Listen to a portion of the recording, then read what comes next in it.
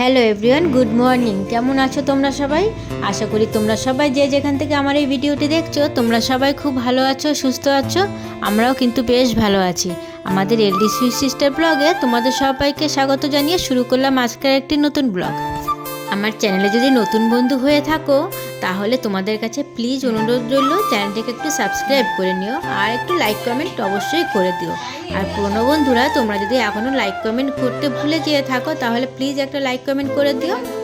জানো তো আজকে আমাদের পুচকির ফার্স্ট এক্সাম, তো তোমরা ওকে একটু আশীর্বাদ করো যাতে ও পরীক্ষায় একটু ভালো রেজাল্ট করতে পারে। তো বোন রেডি হয়ে গেল, সকাল সকাল বেরিয়ে পড়বে। ওদের এক্সামটা 9:30 থেকে শুরু হবে, তো তার জন্য 9টার দিকে বেরিয়ে পড়লো। ওরা চলে গেল আর সকালবেলা ব্রেকফাস্ট হয়ে গেছে, তো এখন একটু দুপুরে রান্না করার জন্যই যাব। তো আজকে আর বেশি কিছু রান্না করা সেরকম নেই। আজকে ভেবেছি একটুখানি ফুলকপি আলু কুচিয়ে ভাজবো আর একটু সয়াবিন ছিল, সয়াবিন রান্না করব। তো সেই কারণে একটা ফুলকপি নিয়ে নিলাম, আলু কুচি নিলাম আর কিছুটা সয়াবিন ছিল, তো এইটুকু সয়াবিনই করব, বেশি একটা করব না। আর সয়াবিনের জন্য একটু মশলা দরকার ছিল, তো তার জন্য একটুখানি মশলা রেডি করে নিলাম। আমি একটু বেশি করেই মশলা করে রাখি, তো আজকে আর মশলাটা ছিল না।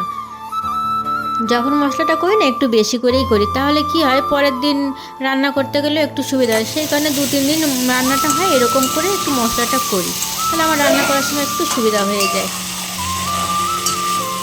আর এদিকে ফুলকপি আলু কুচিয়ে ভাজা বসিয়ে দিয়েছি। তো শীতের সময় না ফুলকপি আলু কুচিয়ে ভাজাটা কিন্তু খুব ভালোই লাগে। আর এই যে দুপুরবেলা চলে এসেছি, খেতে বসে গেছি। তো ফুলকপি আলু ভাজা আর এটা না মূলো শাক ভাজা, বোন একটু মূলো শাক ভেজেছিল তো সেটাই আমি নিয়ে নিলাম। আর সয়াবিনটা তো ছিল সাথে। তো দুপুরবেলা আমি একাই খেতে বসে গেছি। তো খাওয়া দাওয়ার পরে কিছুটা রেস্ট নিয়ে এখন প্রায় কটা 3টে হবে, 3টের মতো বেজে গেছে। তো আমি একটু ছাদে এসেছিলাম। তো গাছগুলোতে সকালবেলা আজকে জল দেওয়া হয়নি, সেই কারণে এসেছিলাম একটু ছাদে জল দিতে। কেননা শীতের সময় না 2বার করে কিন্তু জল দিই না গাছে, একবার করে দিই। তো সকালে যেহেতু দেওয়া হয়নি ভাবলাম দেখি তো গাছের জল লাগে কিনা। তো এসে দেখছি হ্যাঁ মাটিগুলো একটু শুকিয়ে গেছে, সেই কারণে একটুখানি জলটা দিয়ে দিচ্ছিলাম। আর আকাশটা কিন্তু একটু মেঘলা মেঘলা হয়ে আছে জানো তো, বৃষ্টি হতেও পারে নাও হতে পারে, সেই কারণে আমি জলটা দিয়ে যাচ্ছি। যদি বৃষ্টিটা না হয় তাহলে তো গাছগুলোতে জল দরকার হবে, তো হলে তো ঠিক আছে, তো আমি জল দিয়েই যাই। আমার ছাদে খুব একটা বেশি গাছ নেই, তবু যে গাছগুলো রয়েছে না সেই গাছগুলোতে না আমি সবজি পচিয়ে যে জলটা থাকে না সেই জলটা দিই, তার সাথে একটু জল মিশিয়ে নিই অবশ্য।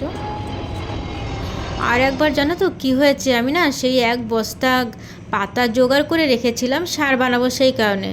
আর এসে দেখি আমার বর সেই পাতা টাতা সব ফেলে দিয়ে না পুরো পরিষ্কার করে দিয়েছে। তো কি বলবো, সেই থেকে আমি আর সেভাবে করে সারটা তৈরি করি না। যে সবজিটা রান্না করার জন্য কেটে নিই সেই সবজিটাকে না পরে আমি একটু জলে ভিজিয়ে রেখে দিই, 2-3 দিন পরে না সেই জলটাতে আরও জল মিশিয়ে আমি সার হিসাবে ব্যবহার করে নিই। সাথে শেয়ার করেছিলাম কিছুদিন আগে একটা পাতিলেবু গাছ বসিয়েছিলাম আমি। তো দেখছি কি সেই পাতিলেবু গাছটাতে না কত ফুল এসেছে।